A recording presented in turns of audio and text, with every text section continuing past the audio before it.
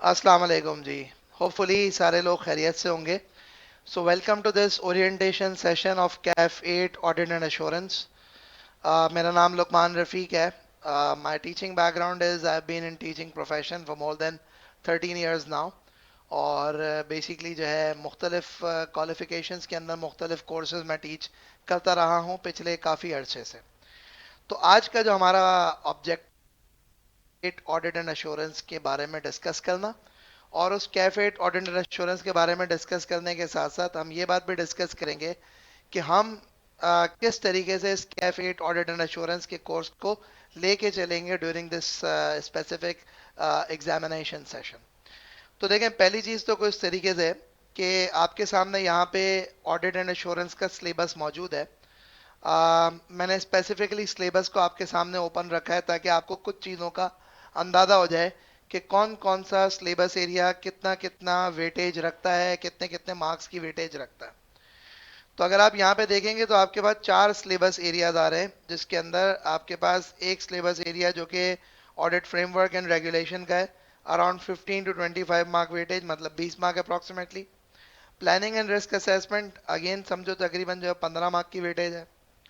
फिर audit evidence and internal control को तकरीबन 50 मार्क की वेटेज है। और कंक्लूजन एंड रिपोर्टिंग को तकरीबन 15 मार्क की वेटेज है। That is how the syllabus is actually distributed. Now हम थोड़ी सी शुरुआत करते हैं, डिस्कस करते हैं एक एक चीज को। तो पहली बात तो यह है कि देखें, जब हम बात करते हैं ना with respect to the audit, तो ये सब्जेक्ट है ऑडिट एंड अश्योरेंस। मैं रिपीट करता हूं, ये सब्जेक्ट है ऑडिट एंड अश्योरेंस। और जब हम बात करते हैं ना कि यार ये सब्जेक्ट है ऑडिट एंड एश्योरेंस, तो इसमें मतलब क्या होता है ऑडिट का, इसमें मतलब क्या होता है एश्योरेंस का, उसको जरा वन बाय वन थोड़ा सा डिस्कस करते हैं। देखिए, पहली चीज तो ये है कि जब हम बात करते हैं ना अबाउट द ऑडिट, तो उस ऑडिट से आपके जहनों में बहुत सारी चीजें आती हैं। वो बहुत सारी चीजें आपके जहनों में क्या आती हैं कि ऑडिट का मतलब है इन्वेस्टिगेशन, ऑडिट का मतलब है इंक्वायरी, ऑडिट का मतलब है एग्जामिनेशन। ये तमाम की तमाम चीजें जब भी हम वर्ड ऑडिट पढ़ते हैं ना, तो उसमें हमारे जहनों में आती है कि audit means inquiry, audit means investigation, audit means examination. ये तमाम चीजें ऑडिट का कॉन्सेप्ट है। और जब भी हम वर्ड अश्योरेंस का डिस्कशन करते हैं ना, तो अश्योरेंस का मतलब क्या होता है, जैसे हम अश्योरेंस आए नॉर्मल जिंदगी में बात करते हैं ना, किसी को श्योरिटी देना, किसी को गारंटी देना। तो अश्योरेंस का जनरली जो मकसद होता है वो मतलब ये होता है कि to enhance confidence, to enhance confidence. So मैं रिपीट करता हूं, अश्योरेंस का जो जनरली मतलब होता है ना, वो ये होता है टू एनहांस कॉन्फिडेंस, कि किसी भी यूजर का किसी भी चीज पे कॉन्फिडेंस एनहांस करने को हम कहते हैं अश्योरेंस। सो ये सब्जेक्ट है ऑडिट एंड अश्योरेंस का। And what exactly is this audit and assurance all about. तो जब भी हम बात करते हैं ना about this subject audit and assurance, तो इसके अंदर सिंपली कॉन्सेप्ट कुछ इस तरीके से कि हम क्या कर रहे हैं, हम बेसिकली ऑडिट कर रहे हैं, यानी कि इंक्वायरी, इंस्पेक्शन, एग्जामिनेशन, ये तमाम चीज़ें कर रहे हैं। और इस इंक्वायरी, इंस्पेक्शन, एग्जामिनेशन करने के बाद उसके ऊपर हम अश्योरेंस दे रहे हैं, यानी जो यूजर है उसका कॉन्फिडेंस एनहांस कर रहे हैं। That is what we are doing. अब ना जरा समझिएगा बात को। बेसिकली अब अगर मैं यहाँ पे कुछ थोड़ी सी इसके अंदर डिस्कशन करूँ ना, कि मैंने कहा ऑडिट कर रहा हूँ उसके बाद अश्योरेंस कर रहा हूँ, तो ये जो कैफ 8 का पेपर है ना, इस कैफ 8 के पेपर के अंदर हम बाकायदा तौर पे ये चीज समझेंगे कि भाई what exactly is the audit all about. और एक ऑडिटर जब ऑडिट कर लेता है, तो ऑडिट करने के बाद उस ऑडिट पे अश्योरेंस कैसे दी जाती है। एक ऑडिटर जब ऑडिट कर लेता है, तो उस ऑडिटर पे अश्योरेंस कैसी दी जाती है, ये भी बात हम डिस्कस करेंगे। तो अब देखें जरा थोड़ा सा, मैं आपको बैकग्राउंड बता देता हूँ इस कैफ 8 का, कि जनरली जो है ना, देखें ऑडिट दो तरह के होते हैं। एक आपका कहलाता है इंटरनल ऑडिट, और एक आपका कहलाता है external audit. So I repeat, आपके पास ऑडिट दो तरह के होते हैं। One of them is an internal audit and the other one of them is an external audit. और जब भी हम बात करते हैं ना अबाउट द एक्सटर्नल ऑडिट, तो उस एक्सटर्नल ऑडिट में एक चीज याद रखिएगा कि जो एक्सटर्नल ऑडिट होता है ना, वो एक्सटर्नल ऑडिट इस स्पेसिफिक सिलेबस का कैफ 8 का 90% जो है ना, वो एक्सटर्नल ऑडिट डिपेंडेंट है। 90% इस कोर्स के अंदर जो भी है ना, वो एक्सटर्नल ऑडिट पे है। इंटरनल ऑडिट सिर्फ डेफिनेशंस की हद तक, नाम की हद तक है।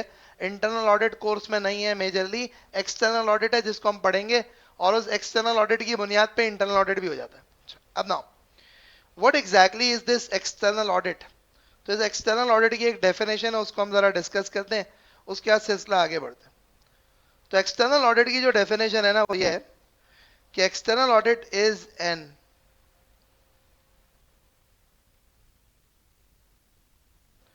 independent examination of financial statement.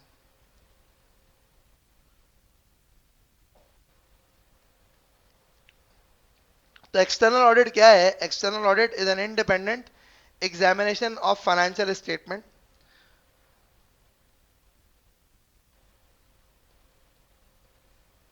with an objective to express an opinion if financial statements are prepared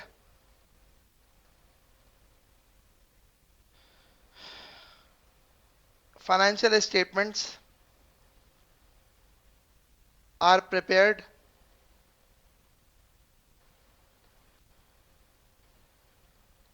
in accordance with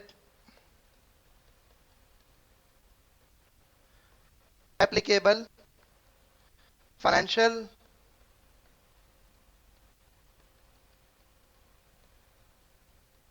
reporting framework. So भाई हम जब बात करते हैं ना अबाउट द एक्सटर्नल ऑडिट, तो वो एक्सटर्नल ऑडिट क्या चीज है? External audit is an independent examination of financial statement with an objective to express an opinion whether the financial statements are prepared in accordance with the applicable financial reporting standards or not.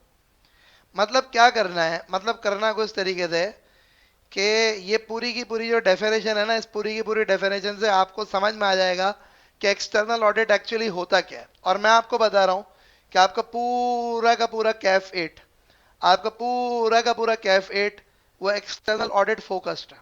पूरा का पूरा paper external audit focused. So let's have a bit of a discussion. तो पहली चीज तो ये है कि इसमें एक वर्ड है एन इंडिपेंडेंट एग्जामिनेशन, दूसरा वर्ड है एग्जामिनेशन। यानी कैसा एग्जामिनेशन हो रहा है? इंडिपेंडेंट हो रहा है, मतलब इंडिपेंडेंटली परफॉर्म किया जा रहा है। किस चीज का? Of the financial statements. So तीसरी चीज क्या है?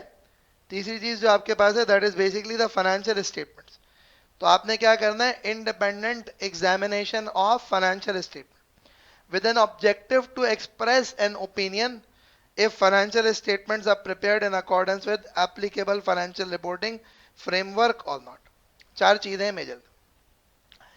अगर हम इस एक्सटर्नल ऑडिट की डेफिनेशन देखते हैं ना, ऑब्वियसली मैंने वर्ड टू वर्ड तो डेफिनेशन नहीं लिखी है, but I am just trying to tell you what exactly is this external audit all about.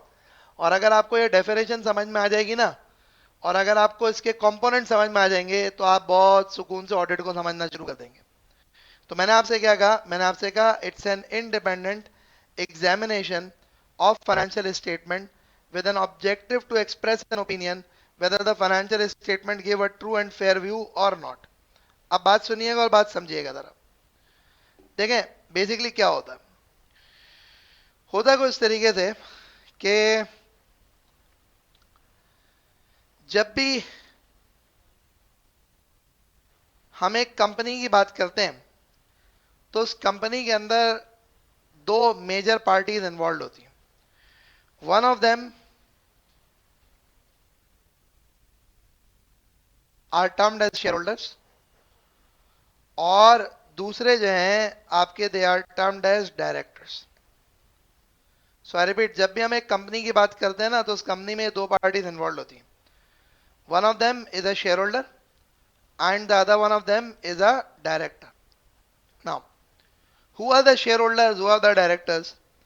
तो आपको एक बात ये पता है कि एक कंपनी को जो ओन करने वाले लोग होते हैं वो कौन होते हैं? Shareholders. और उस कंपनी को जो रन और मैनेज करने वाले लोग होते हैं, वो रन और मैनेज करने वाले लोगों को हम क्या कहते हैं? डायरेक्टर्स।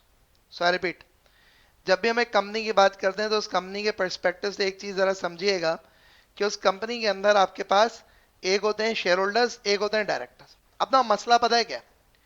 मसला ये है कि जो शेयर होल्डर्स है ना, ये शेयर होल्डर्स अक्सर और सेम भी होते हैं, बट शेयर होल्डर्स और डायरेक्टर्स जो है ना, ये दोनों लोग अलग अलग लोग हैं, ये दोनों डिफरेंट लोग हैं।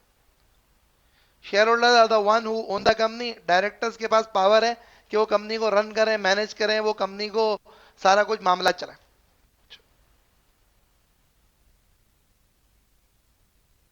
अब ना सिचुएशन क्या होती है? सिचुएशन ये होती है कि मैं शेयर होल्डर हूं, मैंने कंपनी में पैसा लगाया और मैंने फिर डायरेक्टर को अपॉइंट किया, डायरेक्टर्स आके उस कंपनी को रन कर रहे हैं, चला रहे हैं। मैंने एंड में जाके डायरेक्टर्स को कहा, भाई क्या हुआ, मेरे पैसों का क्या हुआ? तो डायरेक्टर्स क्या करेंगे? वो डायरेक्टर्स मुझे उठा के कंपनी की एक फाइनेंशियल स्टेटमेंट दे देंगे, और उस फाइनेंशियल स्टेटमेंट्स को देने के बाद मुझे कहेंगे, भाई ये है पीएनएल, ये है बैलेंस शीट, ये हुआ तुम्हारी कंपनी के साथ। अच्छा हुआ बुरा हुआ देख लो, this is what has happened. अब कहने का मकसद क्या है? ये जो फाइनेंशियल स्टेटमेंट मुझे डायरेक्टर्स दे रहे हैं, मैं रिपीट करता हूं, ये जो फाइनेंशियल स्टेटमेंट मुझे डायरेक्टर्स दे रहे हैं, मैं इस फाइनेंशियल स्टेटमेंट पे कैसे यकीन कर लूं? मैं इस फाइनेंशियल स्टेटमेंट पे कैसे यकीन कर लूं? आप समझ रहे बात को? ये जो फाइनेंशियल स्टेटमेंट मुझे डायरेक्टर्स दे रहे हैं, मैं इस फाइनेंशियल स्टेटमेंट पे कैसे यकीन कर लूं? तो फिर मैं क्या करता हूं? मैं करता कुछ तरीके से हूं कि मैं एक इंडिपेंडेंट पर्सन को अपॉइंट करता हूं। एक इंडिपेंडेंट पर्सन को अपॉइंट करता हूं। इंडिपेंडेंट का मतलब क्या है?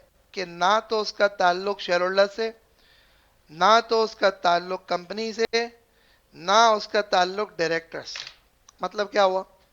ये जो इंडिपेंडेंट पर्सन जिसको हम अपॉइंट कर रहे हैं, ये कौन है? ये ऑडिटर है। आई रिपीट, ये जो इंडिपेंडेंट पर्सन जिसको हम अपॉइंट कर रहे हैं, ये कौन है? ये एक्चुअली ऑडिटर है। ये इंडिपेंडेंट पर्सन कौन है? ये ऑडिटर है।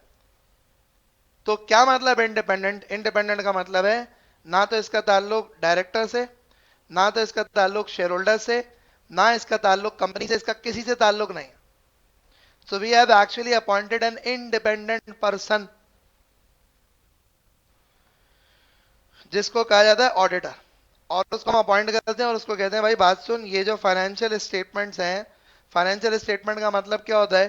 जो तमाम की तमाम चीजें, आपका इनकम स्टेटमेंट हो गई, आपकी बैलेंस शीट हो गई, आपका कैश फ्लो स्टेटमेंट हो गया, आपके नोट्स टू द अकाउंट हो गए, statement of changes in equity हो गई, ये तमाम की तमाम चीजें फाइनेंशियल स्टेटमेंट्स फॉर्म करती।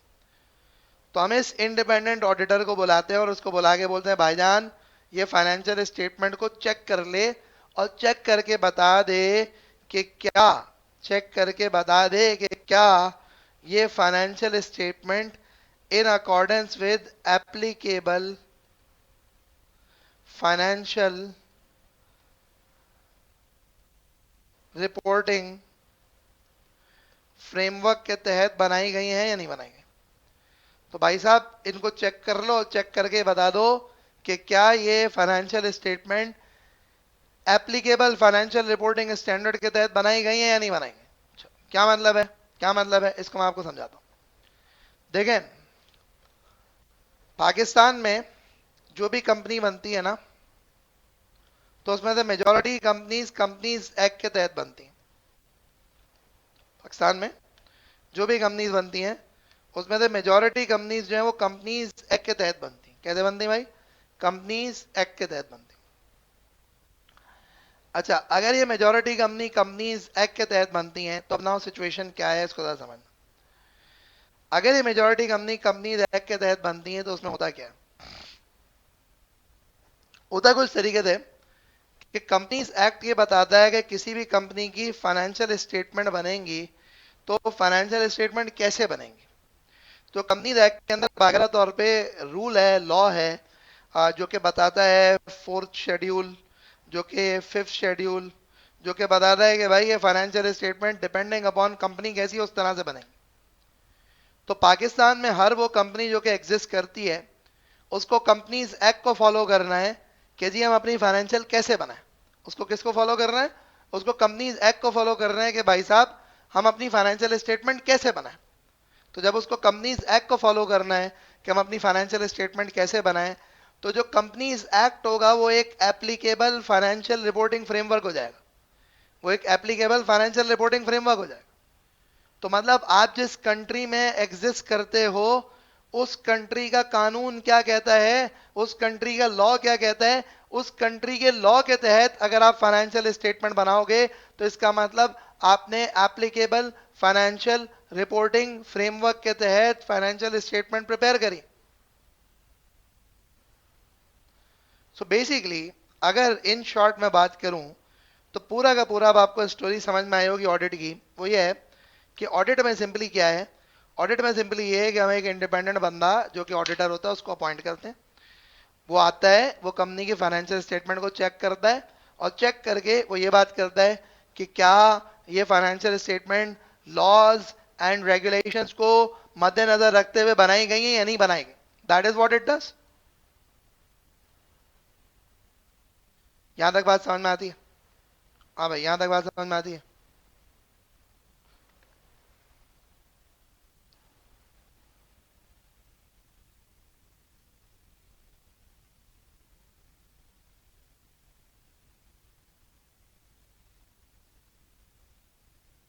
आवाज नहीं आ रही है मुझे बेटा।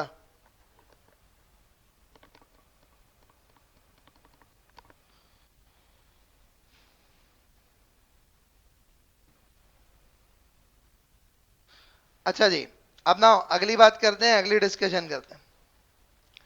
तो बेसिकली जब ये कैफ 8 ऑडिट एंड एश्योरेंस की हम बात करते हैं तो इस कैफ 8 ऑडिट एंड एश्योरेंस के अंदर आप एक चीज समझिएगा कि जो आपके पास जो है ना, जो ऑडिट परफॉर्म होता है वो ऑडिट परफॉर्म होता है इन अकॉर्डेंस विद आइजा। मैं रिपीट करता हूँ, जो आपका ऑडिट परफॉर्म होता है ना, वो ऑडिट कैसे परफॉर्म होता है? In accordance with ISA. तो ISA is international standards on auditing. उसमें बाकायदा तौर पे आइजा 200 की सीरीज है, आइजा 300 की सीरीज है, आइजा 400 का भी एक दो आइजा हैं, आइजा 500, आइजा 600 और उसके अलावा आइजा 700। ये पांच छह स्पेसिफिक आइजा की सीरीज हैं जो कि एप्लीकेबल होती है। क्या एग्जामिनेशन पर्सपेक्टिव से आइजा को याद करना है? नहीं करना। तो भाई फिर क्या करना है? समझना है, एप्लीकेशन सीखनी। समझना है, एप्लीकेशन सीखनी। ये आइजा किस तरह से अप्लाई होते हैं, एक ऑडिट किस तरह से ऑपरेट करता है, तो मैं आपको थोड़ा सा एक्सप्लेन कर देता हूं कि देखें, जो ऑडिट का सबसे पहला जो स्टार्टिंग पॉइंट होता है ना, वो स्टार्टिंग पॉइंट ये होता है कि एक्सेप्टेंस ऑफ एंगेजमेंट। ऑडिट की जो शुरुआत होती है ना, वो कहां से होती है? ऑडिट की शुरुआत यहां से होती है कि आप एंगेजमेंट को एक्सेप्ट करते हो, आपकी एक्सेप्टेंस ऑफ एंगेजमेंट होती है। यानी कि सबसे पहले you are appointed as an auditor, that's where the audit starts. Then फिर उसके बाद जो है आपका जो नेक्स्ट स्टेप होता है ऑडिट का, वो ऑडिट प्लानिंग, और उस प्लानिंग के साथ साथ रिस्क असेसमेंट होता है। प्लानिंग और प्लानिंग के साथ साथ रिस्क असेसमेंट होता है। Now what exactly do mean by this planning, what exactly do mean bye risk assessment, वो मैं आपको थोड़ा सा एक्सप्लेन कर देता हूँ। प्लानिंग तो ये है कि आप पूरा ओवरऑल ऑडिट प्लान करते हैं, किस किस तरह से क्या क्या चीज को देखेंगे, बिकॉज अल्टीमेटली जहन में रखिएगा कि आप फाइनेंशियल स्टेटमेंट के ऊपर ओपिनियन दे रहे हैं। क्या कर रहे हैं?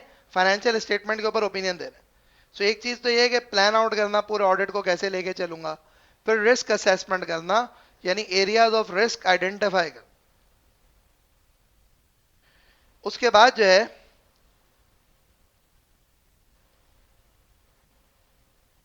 नेक्स्ट स्टेप जो होता है ऑडिट परफॉर्मेंस का होता है, और उसके बाद आखिरी चीज जो होता है that is actually termed as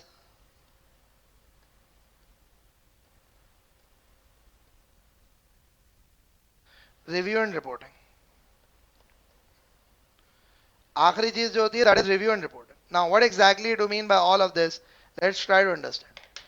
कहां से शुरू हो रहा है ऑडिट? एक्सेप्टेंस ऑफ एंगेजमेंट से। You are appointed as an auditor, आपने कहा कि भाई जो है वो we are being appointed as an auditor, तो वहां पे आप बहुत सारे फैक्टर्स कंसिडर करते हैं कि क्या एंगेजमेंट एक्सेप्ट भी करनी है नहीं करनी, एक्सेट्रा एक्सेट्रा, बहुत सारी चीजें होती है जिसको देखते हैं। तो पहला स्टेप ये होता है। नेक्स्ट जो दूसरा स्टेप होता है ना, that is actually planning and risk assessment. Planning and risk, when you plan for the audit कि जी कैसे कंडक्ट करना है, इन्वेंट्री को कब चेक करना है, रिसीवल को कब चेक करना है, एसेट के बैलेंसेस को कब चेक करना है, रेवेन्यू को कब वेरीफाई करना है, एक्सेट्रा एक्सेट्रा एक्सेट्रा, ये सब कुछ क्या होता है, ये planning and risk assessment. Then आपके पास प्लानिंग के साथ साथ रिस्क असेसमेंट। रिस्क असेसमेंट में एक चीज समझिएगा कि जब भी हम ऑडिट करते हैं ना, तो हम 100% टेस्टिंग नहीं करते। हम 100% टेस्टिंग नहीं करते। हम एक कंपनी की फाइनेंशियल स्टेटमेंट्स को 100% चेक नहीं करते। हम 100% ट्रांजैक्शंस को चेक नहीं करते। हम लिमिटेड फाइनेंशियल्स को चेक करते हैं, हम लिमिटेड ट्रांजैक्शंस को चेक करते हैं। That's what we do. We don't check 100% of the transaction. अगली बात, तो ये रिस्क असेसमेंट क्या होता है कि हम आइडेंटिफाई करते हैं, एक असेसमेंट करते हैं कि यार ये 50,000 ट्रांजैक्शन है, इसमें से कौन सी ऐसी ट्रांजैक्शन है जो हमें चेक करनी चाहिए। 500, 800, 1200, 1500, कितनी ऐसी ट्रांजैक्शन है जो हमें चेक करनी चाहिए। कौन सी ऐसी ट्रांजैक्शन है जो हाई रिस्क ट्रांजैक्शन है, जिसमें एरर होने के चांसेस है, वो ट्रांजैक्शन आइडेंटिफाई करते हैं और उनको फिर चेक करते हैं। सो बेसिकली पहला स्टेप आपका क्या है, you appointed, then you plan and you perform a risk assessment. अगली बात, थर्ड स्टेप जो आपका होता है वो ऑडिट परफॉर्मेंस होता है। ऑडिट परफॉर्मेंस ये होता है कि आप ये समझ लें कि यहाँ पे ऑडिट एविडेंस गैदर करते हैं। जी कंपनी की इन्वेंट्री जो है ना, उसकी वैल्यूएशन गलत है, अच्छा भाई सही है, चेक कर लेते हैं एज एन ऑडिटर। हम अपना प्रोसीजर परफॉर्म कर लेते हैं, चेक कर लेते हैं। जी कंपनी की बैलेंस शीट में जो एसेट नजर आ रहे हैं वो तो है ही नहीं, कोई बात नहीं, हम चेक कर लेते हैं। भाई ये कंपनी कह रही है कि इसने एसेट 50 लाख का लिया था, हमारी इतला के हिसाब से ये 30 लाख से ज्यादा का एसेट नहीं है, ओके हम चेक कर लेते हैं। सो एज एन ऑडिटर आप क्या करते हो, आप जब रिस्क आइडेंटिफाई कर लेते हो, तो उस रिस्क आइडेंटिफाई करने के बाद आप फिर क्या करते हो, आप उसके रिलेटेड एविडेंस गैदर करते हो कि क्या हम जो सोच रहे हैं वो वाकई सही है या नहीं है, वाकई रिस्क है या नहीं है। और जब आपने रिस्क आइडेंटिफाई कर लिए होते हैं, आपने एविडेंसेस गैदर कर लिए होते हैं, तो फिर आप एंड में जाके कंक्लूजन पे जाते हो, आप ओपिनियन पे जाते हो, और उस स्टेज को कहते हैं review and report. So where does audit start? Where does audit ends? Audit starts when you accept the engagement. Audit ends जब आपने जो है वो बेसिकली रिव्यू कर लिया, रिपोर्टिंग कर दी।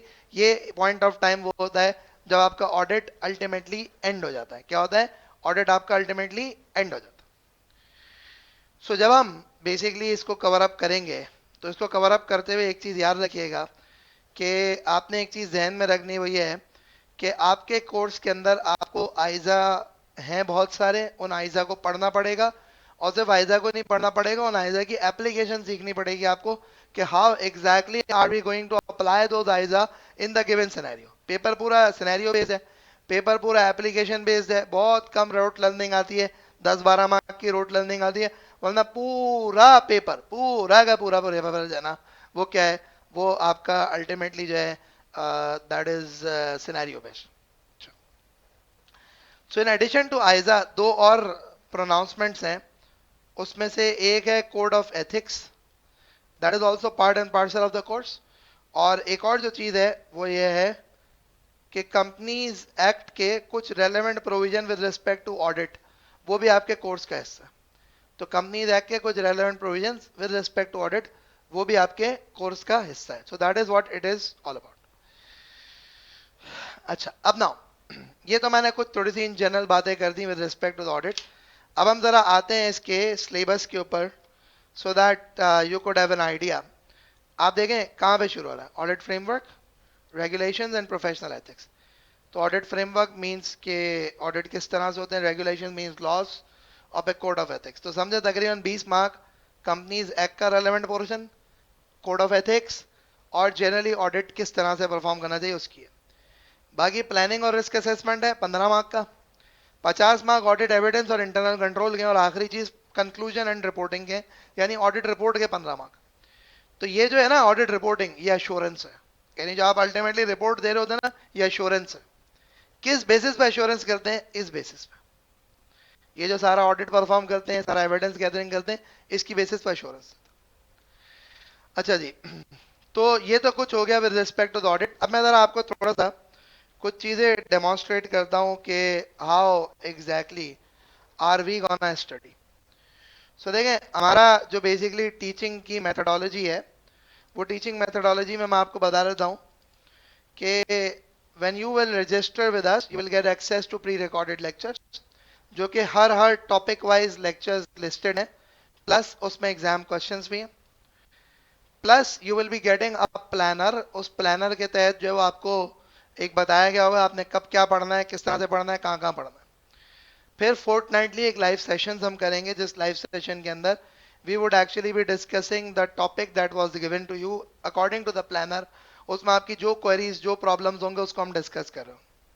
There is going to be WhatsApp group, plus last month before the exam एक मैं 5 से 6 दिन का, 7 दिन का लाइव रिवीजन सेशन कंडक्ट करता हूं। That is also something that I would be doing.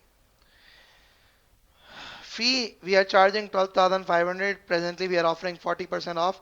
तो 7,500 रुपए is the fee that you are going to be paying.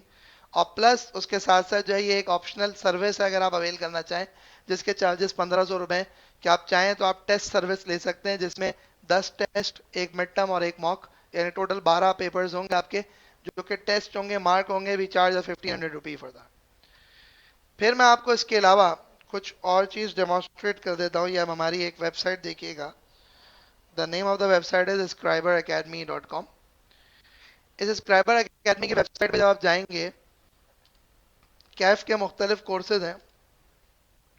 उस मुख्तलिफ कोर्सेज में I am coming on to CAF 8 audit and assurance.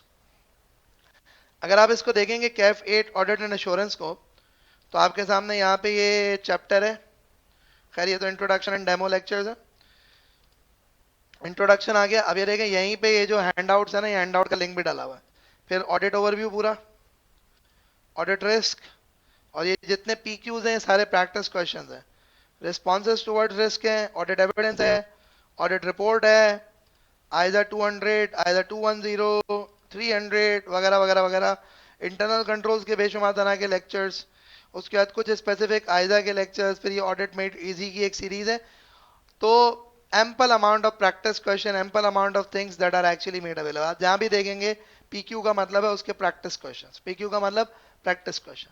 तो ये बड़ा भरपूर किस्म का एक प्रॉपर तरीके से कोर्स स्ट्रक्चर्ड है, सिलेबस स्ट्रक्चर्ड है। आपने इस कोर्स को, इस स्ट्रक्चर को फॉलो करना होगा। वीकली लाइव सेशंस होंगे, जिन वीकली लाइव सेशंस के थ्रू जो है वो हम आपकी क्वेरीज डिस्कस करेंगे।